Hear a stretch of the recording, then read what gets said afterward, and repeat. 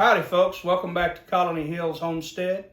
We would appreciate it if you would like, share, smash that subscribe button for our channel. Today I have some quail eggs that I plan on putting in a tabletop incubator. Not going to be using the large cabinet style that we have because I don't have that many eggs to hatch.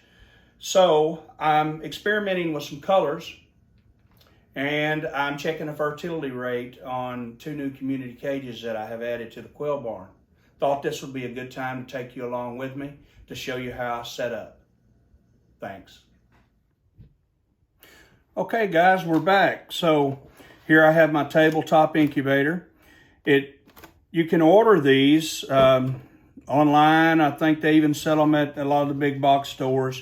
This one came with a egg turner that was for chicken eggs. So I removed those, went and bought the quail, what they call quail rails. So this will hold 120 eggs. I've never used these for that many eggs in the past, but it will hold that many. All right, so I'm gonna go ahead and set this in. Now, every time we use these incubators, we clean them good with soap and water. When you're done with that, you dry them and use some type of disinfectant wipe, be it Lysol, Clorox, whatever. Wipe them down real good. You don't want any of that, anything that could cause bacterial growth in here, okay? So here's a few tips. So if you're gathering eggs, and like me, I gather a lot of eggs. I sell on eBay hatching eggs. So I have them under a controlled temperature. Before I set eggs in incubator, I let them come to a room temperature, okay? I have the eggs pointy end down so that the air sac in the egg can reorientate to the top of the egg, to the top, the fat part. That's how they're gonna be set in the incubator. Small end down, fat part up, okay?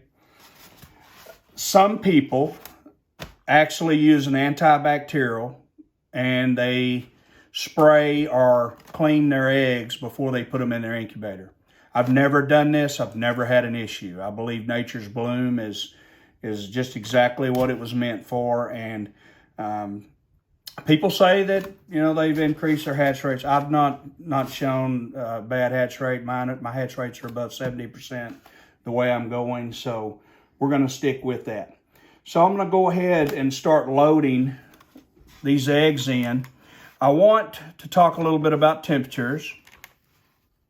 We're going to keep our incubator through the whole incubation process at 99.5. Sorry about that, guys.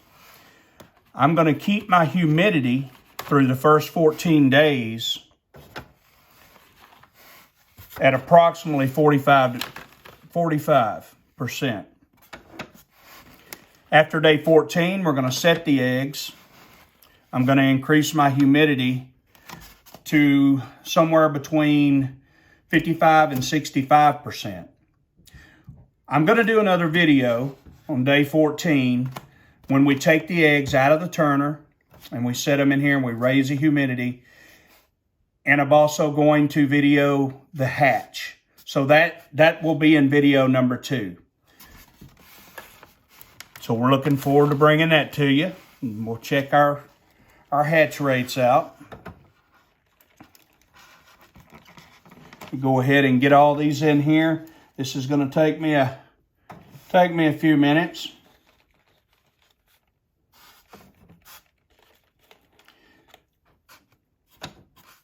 This is an air circulated incubator. They make closed or no air incubators. This is a circulating incubator.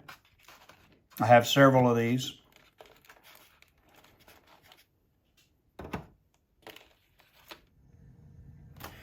All right, guys, we're back. Got our eggs loaded in our trays.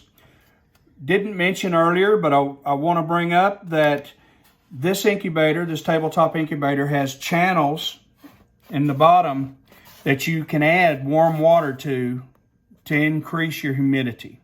So I will be doing that before I close it and get this process started. I live in East Texas, so I could probably get away with a dry hatch without using humidity because our humidity is so high here already. I would imagine down in Florida and all those southern states, they can do dry hatches and be just fine. I do add a little bit of water in the beginning. It will get me between 45 and 50%. I check this daily to make sure that I stay at the right humidity. You don't want to open and close this lid very often. You don't want those drafts on your eggs. You gotta try to keep that constant temperature on your eggs. It's gonna increase your hatch rate. So we do have a plug that comes out for the egg turner. There is a space notched here for that, okay? I'm going to, real quickly, because I'm fixing to go ahead and set this, and from experience, I know how much warm water I need to add.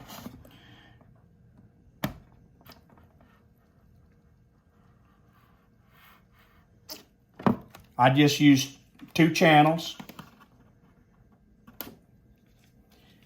in the beginning. But as I said, this is something that you'll need to watch closely, and I'm fixing to show you how easy it is to watch it.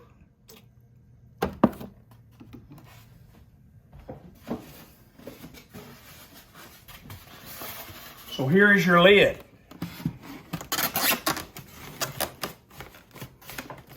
You've got the 2 sides here that you can see in.